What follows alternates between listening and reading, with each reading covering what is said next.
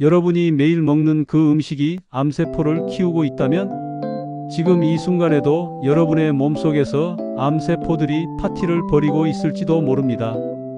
믿기 어렵겠지만 암세포는 우리보다 먼저 달콤한 것을 찾아냅니다. 병원에서 암을 찾기 위해 하는 검사가 있어요. 달콤한 포도당에 특별한 물질을 섞어서 몸에 주사하는 거예요. 그러면 신기한 일이 벌어집니다. 이 달콤한 포도당을 가장 먼저 가장 많이 먹어치우는 놈이 바로 암세포거든요. 왜 그럴까요? 암세포는 정상 세포보다 20배나 더 많은 에너지가 필요해요. 마치 연료를 펑펑 쓰는 대형 트럭 같은 거죠. 그래서 당분만 보면 미친 듯이 달려들어서 독차지해 버려요. 우리가 흰 쌀밥 한 그릇을 먹으면 어떤 일이 일어날까요? 밥이 소화되면서 포도당으로 바뀌어요. 이 포도당이 피 속으로 확 들어가면 암세포들이 야오오 파티 타임이다 하면서 달려들어서 다 가져가 버린다는 거예요. 정상 세포들은 찌꺼기만 먹게 되고요.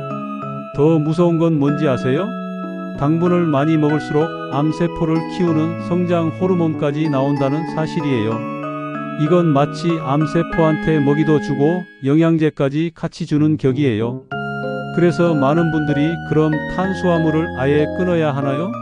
라고 물어보시는데요. 과연 정답일까요? 사실 여기에는 우리가 모르는 엄청난 비밀이 숨어 있어요. 같은 탄수화물인데도 어떤 건 암세포가 환장하고 어떤 건 우리 몸에 도움이 된다는 사실 말이에요. 그럼 밥을 아예 안 먹어야 하나요? 이런 질문 정말 많이 받아요. 답은 절대 아니다예요.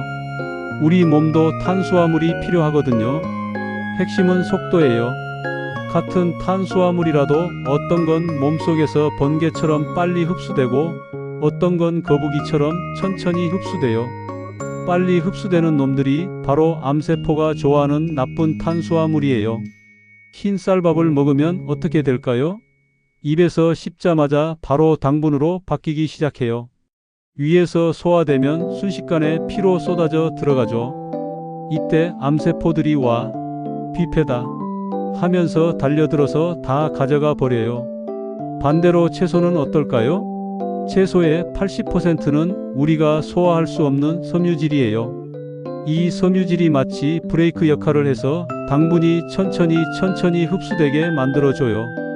그러면 암세포도 조금, 우리 정상 세포도 조금씩 나눠 먹게 되는 거죠. 더 신기한 건 뭔지 아세요? 먹는 순서만 바꿔도 완전히 달라져요. 밥을 먼저 먹으면 혈당이 확 올라가지만 채소를 먼저 먹고 밥을 먹으면 혈당이 완만하게 올라가요. 서양 사람들이 샐러드를 먼저 먹는 게 우연이 아니었던 거예요. 간단한 테스트 방법이 있어요. 혈당 측정기로 식사 전후 혈당을 재보면 바로 알 수 있어요. 흰 쌀밥이나 빵을 먹으면 혈당이 롤러코스터처럼 확 올라갔다 확 떨어져요. 이때가 바로 암세포들이 잔치하는 시간이에요. 반면 현미밥이나 채소를 먹으면 혈당이 완만한 언덕처럼 천천히 올라갔다 천천히 내려와요. 이게 바로 좋은 탄수화물의 특징이에요. 그럼 피해야 할 나쁜 탄수화물은 뭘까요? 흰 쌀밥, 흰빵, 라면, 과자, 케이크 모두 한 가지 공통점이 있어요. 다 하얗고 달콤하고 부드러워요. 반대로 좋은 탄수화물은 뭘까요? 현미, 채소, 과일. 이것들의 공통점은 뭘까요? 다 거칠거칠하고 씹을 게 많고 색깔이 진해요. 하지만 여기서 끝이 아니에요. 탄수화물만 조심한다고 해서 암을 이길 수 있을까요? 사실 우리가 간과하고 있는 더 중요한 게 있어요. 바로 단백질 섭취 방법인데요. 수술 전에 고기 많이 먹어서 몸 보강해야겠다. 이런 생각 해보신 적 있나요? 사실 이건 완전 잘못된 생각이에요. 단백질이 뭔지 아세요? 우리 몸을 만드는 벽돌이에요. 자동차로 치면 연료가 아니라 부품인 거죠. 연료는 따로 있어요. 바로 탄수화물이죠. 아이들은 키가 자라니까 벽돌이 많이 필요해요. 하지만 다 큰 어른은 어떨까요? 새로 지을 건 없고 부서진 것만 조금씩 고치면 되잖아요. 그래서 하루에 필요한 단백질은 생각보다 많지 않아요. 얼마나 필요할까요? 몸무게 1kg당 0.5g이면 충분해요. 60kg 성인이라면 하루에 30g이면 돼요. 달걀 하나에 단백질이 6g 들어있으니까 달걀 5개 정도의 단백질이면 하루치가 끝나는 거예요. 그런데 많은 분들이 고기를 얼마나 드세요? 삼겹살 1인분만 먹어도 하루 필요량을 훨씬 넘어버려요. 단백질을 너무 많이 먹으면 어떻게 될까요? 우리 몸은 당황해요. 이걸 다 어디다 쓰지? 하면서 말이에요. 소화하기도 벅찬데 흡수도 제대로 안 돼요. 더 큰 문제는 소화 안 된 단백질들이 장에서 썩기 시작한다는 거예요. 고기 먹고 나서 방귀가 엄청 냄새나는 이유가 바로 이거예요. 장에서 단백질이 썩으면서 독소를 만드는 거거든요. 이 독소들이 장벽을 뚫고 피로 들어가면 온 몸을 돌아다니면서 염증을 일으켜요. 염증은 암에 가장 좋은 친구거든요. 그럼 단백질을 아예 안 먹어야 할까요? 아니에요. 적당히 먹되 좋은 단백질을 먹는 게 중요해요. 동물성 단백질의 문제점이 뭘까요? 단백질만 있는 게 아니라 기름기가 잔뜩 붙어 있어요. 이 기름기가 맛을 내는 건데 동시에 염증도 일으키거든요. 반면 식물성 단백질은 어떨까요? 콩, 두부, 견과류 이런 건 기름기도 적고 소화도 잘 돼요. 다만 맛이 좀 밋밋하죠. 그래서 많이 먹기가 힘들어요. 가장 좋은 방법이 뭘까요? 식물성 단백질 위주로 먹되 가끔씩 좋은 동물성 단백질을 조금씩 먹는 거예요. 닭가슴살이나 생선 같은 것들 말이에요. 요리법도 중요해요. 굽거나 튀기면 발암물질이 생겨요. 대신 삶거나 찜으로 요리하는 게 좋아요. 한 가지 더 알아두세요. 단백질은 저축이 안 돼요. 오늘 많이 먹는다고 내일 쓸 수 있는 게 아니라는 얘기예요. 매일매일 적당량씩 먹어야 해요. 그런데 단백질만 조심한다고 다 되는 걸까요? 사실 많은 분들이 완전 잘못 알고 있는 영양소가 하나 있어요. 바로 비타민C인데요. 이 비타민C에 대한 오해가 정말 심각해요. 원장님, 비타민C 많이 먹으면 암이 낫나요?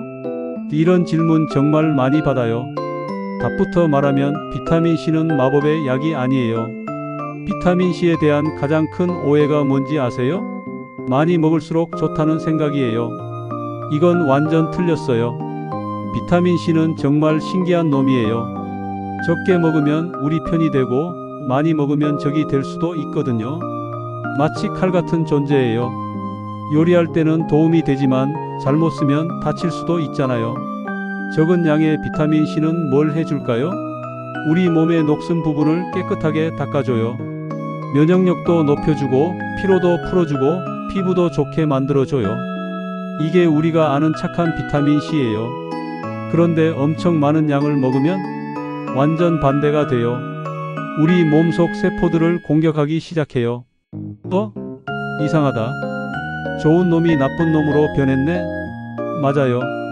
양에 따라 완전히 다른 일을 하거든요. 그럼 얼마나 먹어야 할까요? 하루에 2000mg 정도가 적당해요. 이걸 한 번에 먹지 말고 두세 번에 나눠서 먹는 게 좋아요. 더 중요한 사실이 있어요. 우리 몸은 똑똑해서 필요한 만큼만 흡수해요. 아무리 많이 먹어도 하루에 2400mg 이상은 절대 안 받아들여요. 나머지는 다 소변으로 나가버려요. 돈 아까운 일이죠. 그럼 비타민C 주사는 어떤가요? 이것도 많이 물어보시는데 주사는 달라요. 입으로 먹는 것과 혈관에 직접 넣는 건 완전히 다른 얘기거든요. 암 환자분들이 특히 궁금해 하시는데 목적이 중요해요. 면역력을 높이려면 적은 양을 먹으면 돼요. 항암 치료 부작용을 줄이려면 역시 적은 양이에요. 하지만 암세포를 직접 공격하려면 이건 주사로 많은 양을 써야 해요. 그것도 반드시 의사 지시 하에서요. 가장 큰 실수가 뭔지 아세요? 비타민C만 먹으면 암이 낫겠지 하는 생각이에요. 이건 정말 위험한 생각이에요. 비타민C는 보조 역할을 하는 거지 주인공이 아니거든요. 마치 축구팀에서 미드필더 같은 역할이에요. 골키퍼도 있고 수비수도 있고 공격수도 있어야 팀이 완성되잖아요. 미드필더만으론 경기를 이길 수 없어요. 그럼 비타민C를 언제 어떻게 먹어야 할까요? 건강한 사람은 하루 1000에서 2000mg을 두세 번에 나눠서 드세요. 감기 걸렸을 때나 스트레스 받을 때는 조금 더 늘려도 괜찮아요. 암 환자라면 반드시 담당 의사와 상의하세요. 항암 치료 중이라면 더더욱요. 비타민C가 항암제와 상호작용을 일으킬 수도 있거든요. 한 가지 더 기억하세요. 비타민C는 물에 녹는 비타민이라 몸에 쌓이지 않아요. 매일매일 꾸준히 먹어야 효과가 있어요. 결국 가장 중요한 건 뭘까요? 비타민C만 믿지 말고 전체적인 생활 습관을 바꾸는 거예요. 그렇다면 지금까지 배운 내용들을 어떻게 실생활에 적용해야 할까요? 자, 이제 정말 중요한 순간이에요. 지금까지 배운 걸 어떻게 실생활에 적용할까요? 가장 먼저 할 일이 뭘까요? 나쁜 놈들을 집에서 추방시키는 거예요. 냉장고와 찬장을 한번 열어보세요. 흰쌀, 흰빵, 라면, 과자 이런 것들이 보이나요? 이제 안녕이에요. 그럼 뭘 먹고 살아요? 걱정 마세요. 대신 들어올 친구들이 있어요. 현미, 채소, 과일, 견과류 이런 것들이 새 식구가 되는 거예요. 하지만 여기서 가장 중요한 포인트가 있어요. 바로 소식이에요. 동물들을 보세요. 아플 때는 본능적으로 덜 먹잖아요. 우리도 마찬가지예요. 그런데 무작정 굶으라는 게 아니에요. 좋은 음식을 적당히 먹자는 얘기예요. 질은 높이고 양은 줄이는 거죠. 실제로 어떻게 하면 될까요? 간단한 3-3-3 법칙을 소개할게요. 첫 번째 3. 하루 3끼 중 1끼는 채소만 먹기. 두 번째 3. 식사할 때 채소를 3분의 2 채우기. 세 번째 3. 평소 식사량이 3분의 2만 먹기. 이것만 지켜도 몸이 완전히 달라져요. 먹는 순서도 기억하세요. 채소 먼저, 그 다음 단백질, 마지막에 탄수화물. 이 순서만 바꿔도 혈당이 완전히 다르게 나와요. 가족들이 싫어하면 어떻게 해요? 이런 걸 많이 물어보시는데 사실 이게 가장 좋은 기회예요. 가족 모두 함께 건강해질 수 있거든요. 집에서 만든 음식이 최고예요. 밖에서 사 먹는 음식들은 맛을 내기 위해 설탕, 소금, 기름을 많이 넣어요. 집밥이 답이에요. 처음에는 힘들 거예요. 맛없다고 느낄 수도 있고요. 하지만 2주만 버텨보세요. 혀가 적응하기 시작해요. 한 달 지나면 예전에 먹던 음식들이 너무 달고 짜게 느껴질 거예요. 가장 중요한 건 뭘까요? 완벽하게 하려고 하지 마세요. 70에서 80%만 지켜도 충분해요. 스트레스 받으면서 하면 오히려 독이 되거든요. 혈액 검사도 꼭 해보세요. 3개월마다 한 번씩 검사 받으면서 몸의 변화를 확인하는 거예요. 숫자로 보면 더 확실해지거든요. 극단적으로 하지 마세요. 오늘부터 물만 마시고 살겠다. 이런 건 위험해요. 천천히, 꾸준히가 정답이에요. 한 가지 더 알아두세요. 이 식단법은 암 예방뿐만 아니라 당뇨, 고혈압, 비만까지 다 도움이 돼요. 일석이조가 아니라 일석사조예요. 여러분, 오늘 정말 중요한 걸 배우셨어요. 암세포가 좋아하는 음식과 우리가 먹어야 할 음식을 이제 구분할 수 있잖아요? 기억하세요. 여러분의 식탁이 여러분의 운명을 결정합니다. 매일 먹는 그 한 끼 한 끼가 10년, 20년 후 여러분의 건강을 만들어가는 거예요. 완벽할 필요 없어요. 오늘부터 딱 하나만 바꿔보세요. 흰 쌀밥 대신 현미밥, 라면 대신 채소 한 그릇. 이런 작은 변화가 기적을 만들어낼 거예요. 건강한 밥상, 건강한 가족, 암 없는 인생. 여러분도 할 수 있어요. 오늘 영상이 도움됐다면 좋아요와 구독 꾹 눌러주시고 댓글로 여러분의 식단 변화 경험을 공유해 주세요.